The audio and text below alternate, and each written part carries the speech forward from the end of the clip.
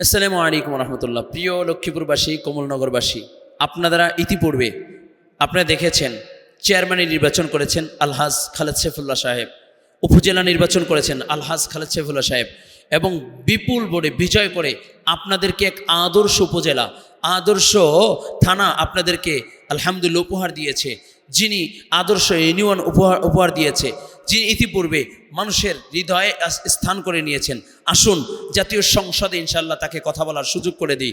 তার মতো বুজুর্গ, যোগ্য, দক্ষ, বিচক্ষণ এমন প্রার্থী বাংলাদেশে খুব কমই আছে। আমি সকলকে উদারতা আহ্বান জানাচ্ছি, যিনি হাফিজ জুজুর রহমতুল্লাহ আলার জামাতা, খুব বুজুর্গ মানুষ, যিনি তার জীবনটাই ত্যাগ করেছে মানুষের সেবায়, জীবনটাই ত্যাগ করেছে, জীবনেই শেষ করেছে মানুষের কল্যাণে।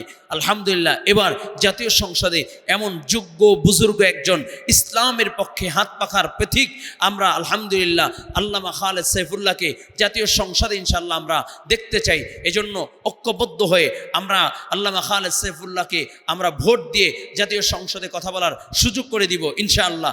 এটুকু আশ্বস্ত করতে পারি, খালেদ সাইফুল্লাহ সাহেব যদি জাতীয় সংসদে আসে, যত বাজেট হবে, দুর্নীতি হবে না, টেন্ডারবাজি হবে না, চাঁদাবাজি হবে না। শুধু তাই না, লক্ষ্মীপুর কমলনগরবাসী আপনারা অবহেলিত থাকবেন না ইনশাআল্লাহ।